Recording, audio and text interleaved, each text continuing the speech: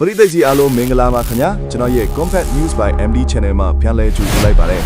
UFC ကမြန်မာလူငယ် fighter တဦးဖြစ်တဲ့ Joshua Van ဟာမယုံကြည်နိုင်စရာကောင်းလောက်အောင်မြင်မှုတွေရရှိထားပြီးလက်ရှိမှာတော့တကမ္ဘာလုံးကစောင့်ကြည့်ရတဲ့ champion တဦးဖြစ်လာခဲ့ပါတယ်အထူးသဖြင့်ကမ္ဘာအဆင့်အမြင့်ဆုံး UFC ရဲ့ flyweight တန်းမှာလက်ရှိ champion ဖြစ်နေတဲ့ Alexander Pantoja ကိုမထိန်မှတ်ပဲအနိုင်ယူပြီးရွှေခါးပတ်ကိုသိမ်းပိုက်နိုင်ခဲ့တာဟာ Van ရဲ့ကစားသမားဘဝမှာအထွတ်အထိပ်ရောက်ရှိခဲ့တဲ့အခိုက်အတန့်ပဲဖြစ်ပါတယ်။ဒါပေမဲ့အောင်မြင်မှုနဲ့အတူစိန်ခေါ်မှုတွေဟာလည်းတပါးတည်းကတ်ပါလာခဲ့ပါတယ်။ Joshua Van champion ဖြစ်လာပြီးနောက်မှာတော့ flyweight တန်းရဲ့ TP fighter တွေဖြစ်ကြတဲ့ Manuel Cape အပါအဝင်အခြားသောအဆင့်မြင့်ကစားသမားအများပြားဟာ Van စီကနေခါးပတ်ကိုပြန်လည်လုယူမယ်ဆိုပြီးအပြိုင်အဆိုင်ဝိုင်းဝန်းစိန်ခေါ်မှုတွေပြုလုပ်လာကြပါတယ်။ဒီလိုအခြေအနေမှာ UFC ဘက်ကနေပြီးခဲ့တဲ့တနင်္ဂနွေနေ့မှာပဲဂျပန်နိုင်ငံရဲ့ထွန်းသစ်ဆကျယ်ပွင့် fighter တဦးဖြစ်တဲ့ Tatsuro Taira နဲ့ Joshua Van တို့ရဲ့ပထမဆုံးသော champion ခါးပတ်ကာကွယ်ပွဲကိုတည်ပေးခဲ့ပါတယ်။ဒီပွဲဟာတကမ္ဘာလုံးကပရိသတ်တွေအထူးစိတ်ဝင်စားနေတဲ့ပွဲတစ်ပွဲဖြစ်သလို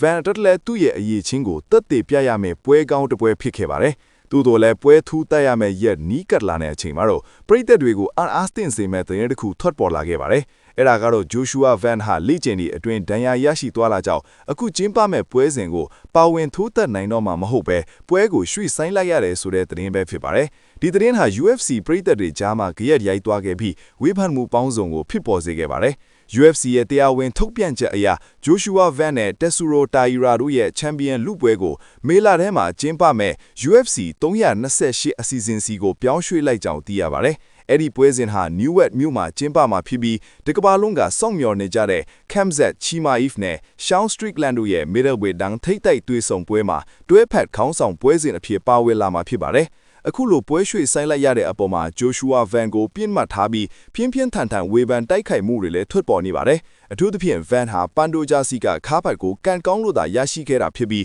တကယ်အရေးချင်းရှိတဲ့ Taira လို fighter မျိုးနဲ့တွေ့တဲ့အခါမှာခါးပတ်လက်လွတ်ရမှာစိုးရိမ်တာကြောင့်ဒဏ်ရာကိုအကြောင်းပြပြီးထွက်ပြေးနေတာဖြစ်တယ်လို့ဝေဖန်သူတွေကဆိုနေကြပါတယ်။ဒီဝေဖန်မှုတွေဟာ social media ပေါ်မှာအတော်လေးကိုကျယ်ပြန့်နေပြီး Van ရဲ့ champion ဂုဏ်သိက္ခာကိုပါထိခိုက်စေနိုင်တဲ့အနေအထားမျိုးဖြစ်လာခဲ့ပါတယ်။အချို့သောပရိသတ်တွေကတော့ Van ဟာသွေးကိုမထိုးကျင်တာကြောင့်အချိန်ဆွဲနေတာဖြစ်နိုင်တယ်လို့ယူဆနေကြသလိုသူ့ရဲ့ပြိုင်ဘက်တွေကလည်းဒီအခြေအနေကိုအခွင့်ကောင်းယူပြီး Van ဟာကြောက်ရွံ့နေပြီလို့လောင်ပြောင်မှုတွေပြုလုပ်နေကြပါတယ်။တကယ်တော့ Joshua Van ဟာသူ့ရဲ့ကစားသမားဘဝတစ်လျှောက်လုံးမှာဘသူကိုမှရှောင်ရဲခဲ့တဲ့သမိုင်းကြောင်းမရှိပေမဲ့အခုလိုအရေးကြီးတဲ့ champion ကာကွယ်ပွဲမှာဒဏ်ရာရတယ်ဆိုပြီးပွဲဖြတ်လိုက်တာဟာတန်တရားထိစရာချစ်နေတာတော့အမှန်ပါပဲ။ Taira ဟာရှုံးပွဲမကြည့်သေးတဲ့ Japan fighter ဖြစ်တာကြောင့် Van တကယ့်ကိုခက်ခဲတဲ့စိန်ခေါ်မှုဖြစ်နေတာကိုလူတိုင်းကသိထားကြပါတယ်။မေလမှာကျင်းပမဲ့ UFC 328ပွဲစဉ်ဟာ Van သူ့အပေါ်ဝေဖန်နေတဲ့ပါဇက်တွေကိုပိတ်ပစ်ဖို့နောက်ဆုံးအခွင့်အလမ်းဖြစ်လာပါလိမ့်မယ်။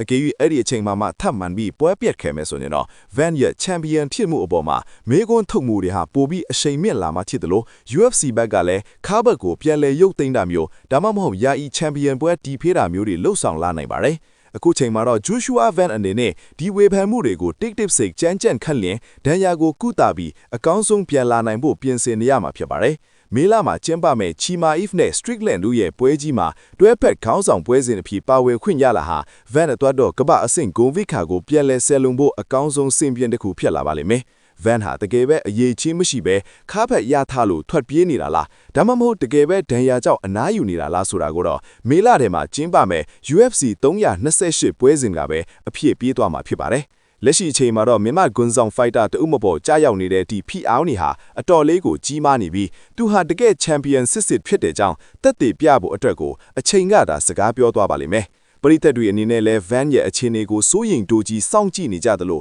သူပြန်လာမဲ့အချိန်မှာဘလို့ပုံစံနဲ့မြင်တွေ့ရမလဲဆိုတာကစိတ်လုံစားစရာကောင်းနေပါလေ။ဝေဖန်သူတွေရဲ့အာယုံစိုက်မှုအောက်မှာ Van တယောက်ဘလို့တုံ့ပြန်မလဲဆိုတာကတော့လာမယ့်လတွေအတွင်းမှာမြင်တွေ့ရတော့မှာဖြစ်ပါလေ။လူကြီးမင်းတို့ကတော့ Van ကခါးဘက်ပြုတ်မှာကြောက်လို့ထွက်ပြီးနေရလားတကယ်ပဲဒဏ်ရာတာလားဘလို့မြင်ပါလဲဗျာထင်မြင်ချက်လေးတွေကို comment မှာရေးပေးသွားခဲ့ပါအောင်ခင်ဗျာအားလုံးကိုကျေးဇူးတင်ပါလေ။